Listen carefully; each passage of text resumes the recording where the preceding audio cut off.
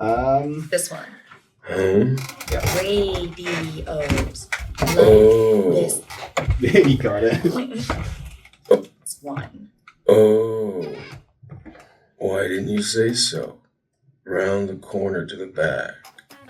The inspiration for the comic originally began with trying to replicate that old comic art style, you know, like the old faded inks and misaligned colors and paper texture of those old Archie comics. I really liked that, so I was trying to replicate that digitally. Back in May of 2022, I had some time off, and I just was, fooling around with trying to replicate that style digitally. As I eventually figured it out, I was like, that's looking pretty good, but like, what if I had an entire character like that in a world of just the modern day? And it just kind of evolved from there. When I first started, I didn't really have anyone to kind of bounce ideas off of. It was all just in my own head and just creating it and just going off of what I thought was good.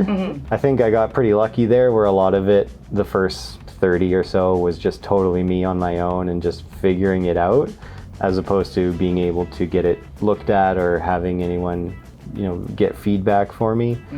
A little bit of a struggle with knowing which sort of direction to take and what was working, what wasn't. It wasn't until I started getting a bit of feedback from the fans that I was like, okay, this is what they like and this is where I should go.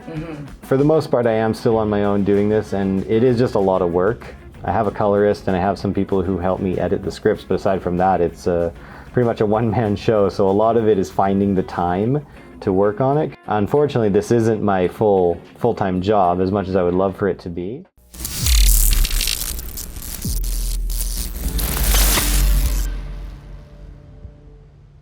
Up next, ladies and gentlemen, join me in welcoming the incredibly talented Matthew Sen to the stage. Matthew. Thank you so much for coming tonight. It's great to be here. Have a seat. Let's chat. All right. You look super fly, by the way. Thank you. I'm here for that vibe. I feel very underdressed now. It's okay, you're still pretty. I appreciate that. You ready to dive into some questions? Let's do it. All right, well, first, I'm actually going to do a little bit of bragging about you because I think you're so awesome. Matthew is the creator of Poppy, the girl who slept in 100 years. It has captured the hearts of fans around the world. It has over 4.3 million streams, 19,000 subscribers, and it's pushing almost 300 comic strips. That's insane. We are so thrilled to have you here with us tonight. It's great to be here. This is awesome. The girl who slept in 100 years, Poppy, it has become such a beloved character. Can you tell us how you came up with the idea for Poppy? Yeah, so it started with a love of the old comic style, the faded inks, misaligned colors, paper texture, if you've ever seen old comics like that. Yeah. And it just came from a desire to try and replicate that digitally, so on the computer. So I just kind of experimented with that a bit and eventually figured it out. And then I thought, well, what if we had a character that looked like that walking around in modern day? And it just sort of developed from there. That's so cool, man. Like, it's super unique. It really has its own vibe and everything. I really love it. Thank you. That's wonderful. With over 300 strips now, the world of Poppy has really expanded. What has been your favorite storyline to develop? Ooh. Probably my favorite one was in last November. We did a Veterans Day arc where Poppy finds out a bit more about the things she missed in the world, mainly World War II and other events, and also finds out a bit more about her family because not to spoil anything for those who haven't read it, but it was the first storyline I wrote where I really thought I can do more than just jokes about the 1920s. I can really tell a storyline here. So there's a lot of really gripping and heartfelt moments in that. Oh, that's wonderful. I definitely have to go back and check that one out. I've gotten through about, I think, probably like halfway, and I love it. It's something else, man. It's a lot of comics. You hear, 300 strips, and you go, ooh, but it's done in a comic strip style, so they're only 4 panels each, so you can eat those up fast. And how would you not want to? They're so interesting. All of your characters are like very unique and niched out and well developed. It's like a whole little world.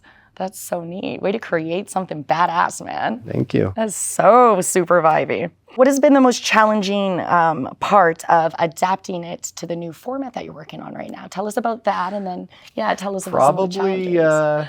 probably how long it takes, because I'm an artist, a visual artist, and adapting it into a different format takes a lot longer than I thought. I thought we might, bang that out by the beginning of June. Here it is, the end of August, and we're still finishing editing. So, but it's been a blessing in that way, because we just shot right past our deadline and went, well, now we have the time to make it as good as we can, and I think it's turned out way better than I ever thought it could. It is so rad. Like, we just heard the master the other day, and wow, it is something else. It's an experience. Super neat, man. Do you have any advice for any aspiring animators or anyone who wants to get into webcomics? Well, to steal from Shia LaBeouf, just do it. That was the advice I got way back when I was starting out, because way too many artists just get in the headspace of, it's got to be perfect the first time. No, it doesn't. You're going to develop it as it goes, but you just got to start where you are and develop your skills as you go, and each one will be better than the last. So you got to get that first start. Is there anything that you do in terms of your setup or the way you execute things when you're working on something new? I just kind of try whatever. You got to just make as much as you can and then whittle it down. I find that's much more easier than trying to limit myself and force myself to grow. The early drafts of so many things end up being 3 times longer than the final product, and that allows me to sort of pick apart the cream of the crop as it is. On top of Poppy, of course, that's going to be your favorite character. What is one of your favorite supporting characters? Favorite supporting characters? That's going to be a tough one. I'd say probably her friend Clarice, because she's kind of the driving force of showing Poppy all the new and exciting things about the world. Yeah. So anytime there's a storyline or joke about juxtaposing new and old things, technology, music, she's at the forefront of that, just going gung-ho into it. Them playing off each other is always a good time. Yeah, that's neat. I like Clarice as a character. She's really, really, really neat. I mean, they all are, right? They've got something different, and yeah, it's really, really fun. Could you walk us through the process of creating an episode of Poppy? Like, what steps do you take from concept to completion? If you want to go in depth about it, I start with pretty much just an idea. Most of it just comes from things I see in the everyday world, because that's part of the comic, is juxtaposing the 2020s and the 1920s. So I come up with, for example, church. I'll be at a church with my cousin or whatever else, and I'll think, well, this is, pretty modern nowadays. I wonder what Poppy would think about that. And I just come up with the ideas. I write them down in a big document of ideas I have, some of which get made and some of which don't. And I eventually flesh it out into a full script of a chapter, which is usually about 25 comics long, which is where the difficulties come in, trying to limit myself to not only just 25 comics, but 4 to 5 panel comics. Really got to squeeze every ounce you can out of that. Yeah. And then once I have the script, it gets workshopped a little bit. I've got some guys that are really close to me, and they are really good at editing and writing and helping me figure things out of what's working, what's not, and they're brutally honest with me, and they're really, really great guys. And then once that's been revised enough to the final product, I start with the thumbnails. So I draw tiny little rough sketches of what each panel should look like, roughly. Once we have that, I take that into the actual file of the comic, and I basically copy what I've already made. I get through with all the penciling, actually flesh it out. Then once that's done, we ink it. I used to color it myself. Nowadays I have a colorist to help me, and it helps speed up the process so much. Relatively simple colors, but there is a process to it. There is a certain style to it all that has to be learned, and they eventually get it pretty quick. Once that's all done, we go through any kind of final edits. The lettering is done usually around the same time as the pencils to ensure that sizing is correct and nothing's being hidden and overlapped. That's one advantage of doing the whole thing from start to finish myself. I know what to look for and not to mess up with anything like that. And then once the final edits are in, move on to the next one. And once we have a good enough collection backlog, then we start uploading it. How did it feel to reach the 300th episode milestone of your webcomic? It almost doesn't feel real. It's, it's incredible to see such a big number, but at the same time, they are so short and they come out so frequently. But it is still a lot of work, so it really does help emphasize like how long and how much I have been at this. So it just helps reinforce that, like, yeah, it has been a passion project and a lot of work and just, you know, a thing that I do that I love. Can you talk about the creative freedom that comes with working independently and then how that shapes your storytelling? Yeah, so yeah, obviously being a one-man show, I get to come up with the ideas and, you know, aside from certain rules I've put in place for what is and isn't appropriate for Poppy, it's pretty much a free-for-all for whatever I come up with. And finding those boundaries was actually a little bit interesting, especially in the early stages, because there was a lot of things in the 20s that, you know, wouldn't fly today. That was just matter of fact back then. And especially early on when I don't know what this is going to become. I was just throwing things at the wall, and things were a little bit raunchier, to be honest, a little bit more. Like for one example there, I had an early comic where, just an idea for one, where they're commenting on how thin Poppy is, and she just says, well, I don't know why, I just not hungry all the time. And then she puts 5 cigarettes in her mouth and smokes them all at once. And it was such I drew it and I was laughing so hard at it. Wild. And it was so funny. And then after, I think maybe 30 or 40 comics had come out, so it started to become a thing, I was talking with some friends, and I told them about that, and I showed them, and they were kind of appalled. They're like, I don't think I want to see Poppy do that. And that's when I realized, like, okay, there started to become a bit of a perception as to what this is. Yeah, super wholesome. And so I had to change it a bit. That was the sort of realizing, okay, now that I've created this character that people love, they've started to put expectations and things like that into it that I don't necessarily have to follow, but I think helps reinforce the character and the comic. And so I'm able to look at and analyze and see, okay, yeah, maybe this is going in a different direction than I initially thought. So, you know, I'll go along with that. But otherwise, it's very freeing to be able to come up with just ideas and things that I would like to see and put it out there. What are some hidden details or Easter eggs in Poppy that only the most observant fans might catch?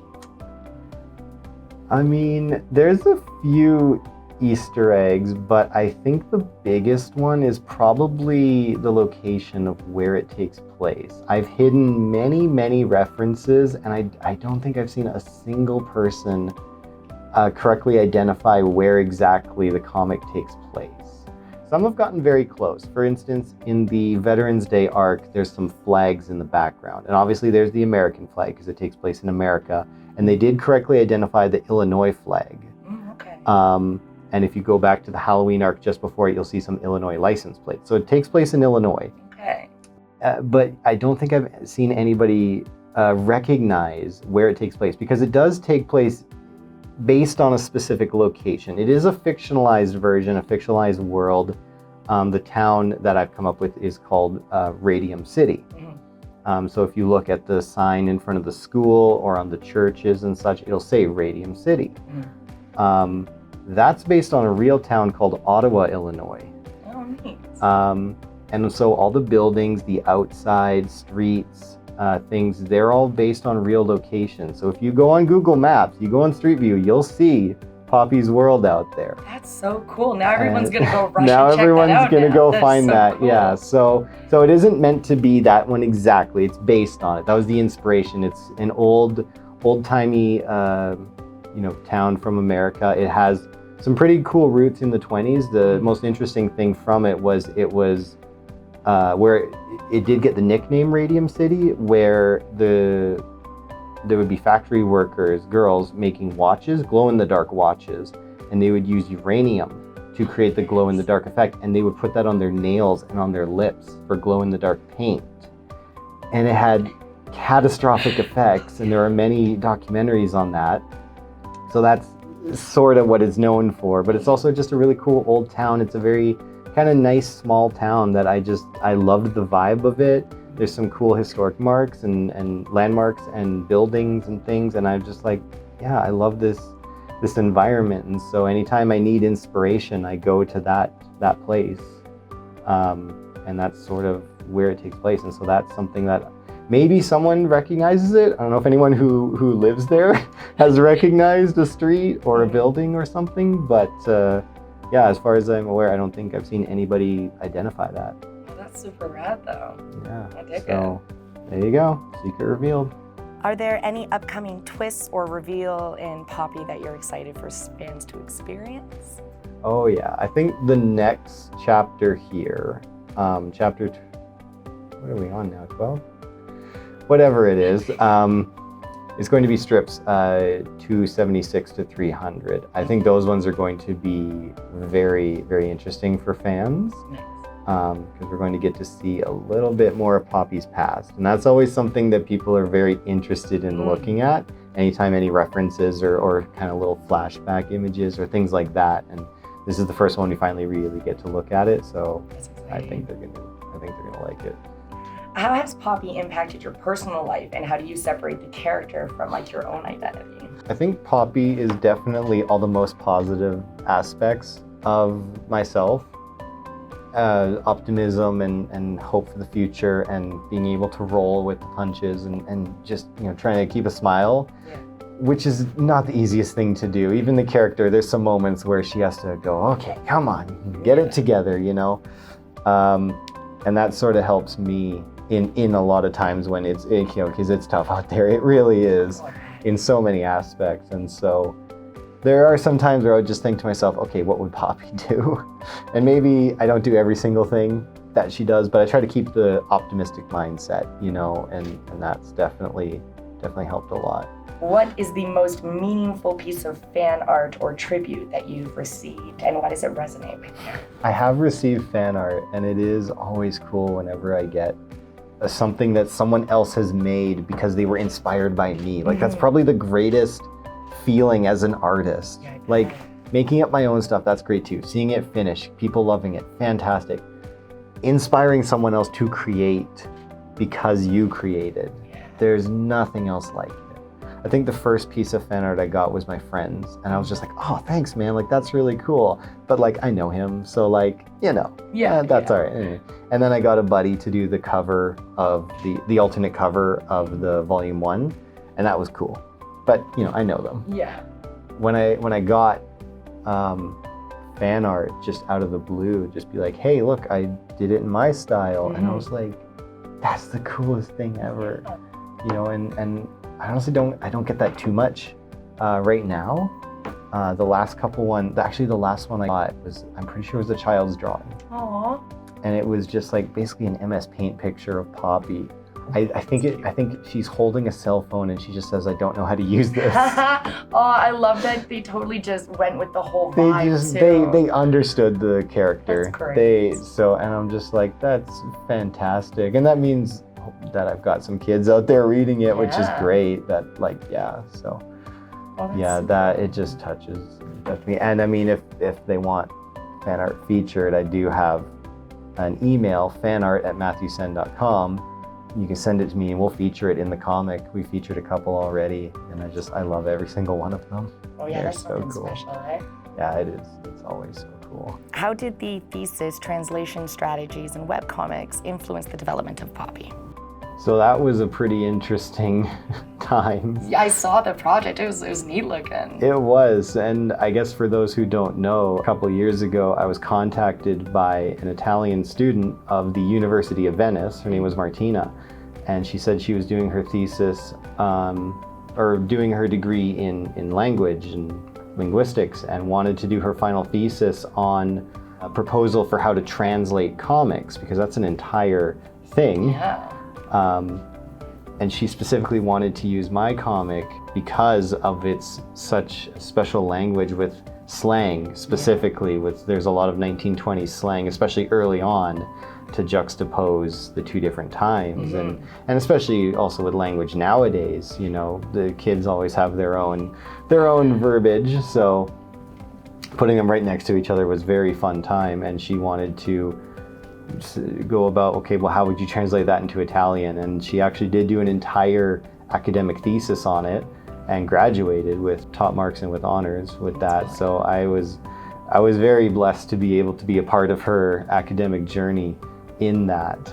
And yeah, it's been, language wasn't intentionally a focus, but it became a thing that I could use, a tool as part of Poppy's world, you know, and some of the jokes. And I think a lot of it has been sort of explored, but there's also still tons of new ones. And because of the thesis of that, I've gone and looked even further, deeper into the language of the 1920s beyond just the surface level, like, oh, sweet cats and 23 skidoo and anything else like that, you know, to find the ones that are a little bit more obscure but are still really interesting. And so I've been able to sort of come up with more ideas thanks to that. So it's been, yeah, and just realizing that such an element of my comic that I didn't think to put that much focus on, but still put enough effort in that it was appreciated is just incredible. Yeah, this is like such a unique point about the world that you created. Yeah,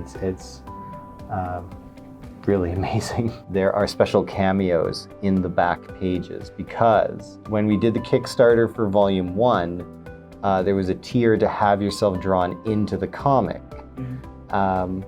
And these were bonus comics that appear only in Volume 1 of Poppy. So we've got certain ones like that Italian student, Martina, she's actually featured in it in bonus comic 3. Obviously my mom and dad are in it because they supported me. They were my biggest supporters, of course, and a couple other family members in it.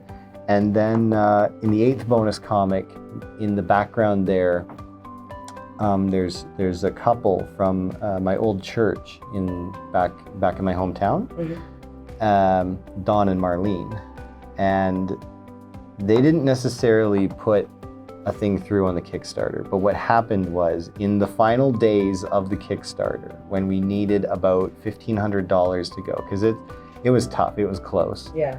Of course I was putting it out there as much as I could, and my family was helping me, and they were spreading the word as much as they could, and they had the folks at my old church there, and they had donated some, and then Marlene asked, like, well, how close is he? How much has he got left? And they're like, yeah, about 1,500. Like, it might not make it. It's gonna be close, but you know.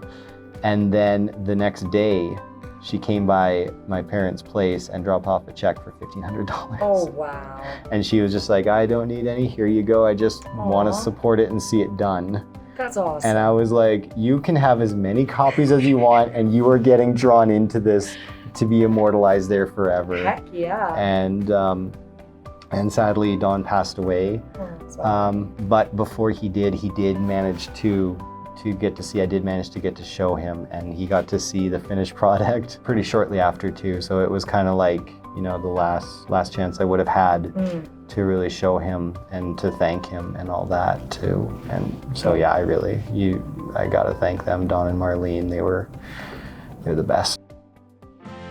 Hey, Abby, saved you a seat for lunch. Oh, I'd love for you girls to hear my old radio. $800? My podcast, of course. Oh, so like a radio show? Welcome to Pete's Pond. Quickly, I see him outside. He's getting in a truck. After him.